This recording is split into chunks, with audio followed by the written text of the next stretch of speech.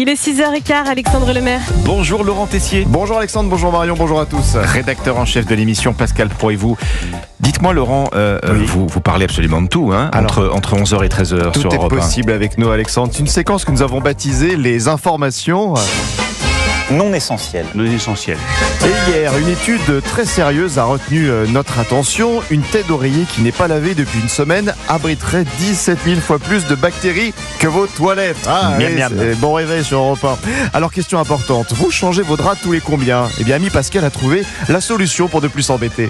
Moi, je change de lit tous les samedis. Je fais livrer un nouveau lit parce que il y a un nouveau lit chez moi parce que vraiment, au bout de 8 jours, ça va. Bon.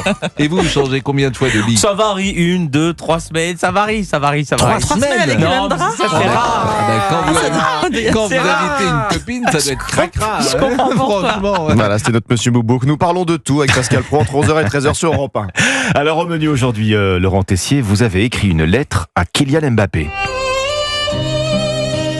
Lettre à Kylian. Kiki, que t'arrive-t-il ? Je suis l'un de tes grands fans. Tu m'as fait rêver.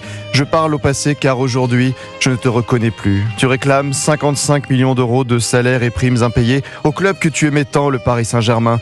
Alors oui, la Ligue de football professionnel t'a donné raison hier, mais le PSG ne veut pas payer alors que le divorce a été signé depuis des semaines. Pourquoi, Kylian, revenir sur une histoire passée ? Pourquoi alors que tu nous disais en début d'année, le 3 janvier, qu'un accord avait été réalisé avec le PSG, que tu aurais renoncé à une partie de tes primes si tu partais libre en fin de saison, sans un seul euro de transfert pour ton club ? Avec l'accord que j'ai passé avec le président cet été, on a réussi à protéger l'ensemble des parties et préserver la sérénité du club pour les défis à venir, ce qui reste le plus important. Mais un accord qui n'a pas été signé selon ton clan. Moralité, comme dans toute histoire d'amour, même si on s'aime, il vaut mieux acter les choses chez le notaire, signer des papiers pour se protéger que la séparation arrive. Mais Kylian, un accord même verbal a-t-il à tes yeux de la valeur ? Aujourd'hui, qu'est-ce que l'on retient de toi ? Je vois tes débuts difficiles au Real Madrid, je ne te reconnais plus en équipe de France, tu réclames maintenant ces 55 millions d'euros.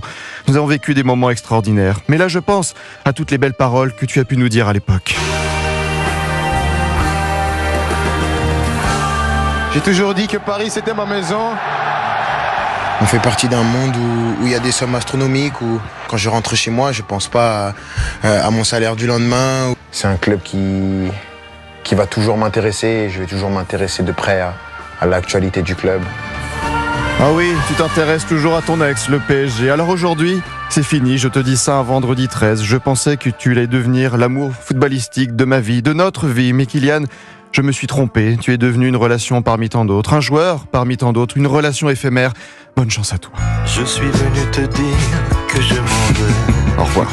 Voilà, le ton est donné. Merci Laurent Tessier. Avec plaisir. À tout à l'heure. À tout à l'heure. Pascal Pro et vous à partir de 11h sur Europe 1. Dans un instant, la partition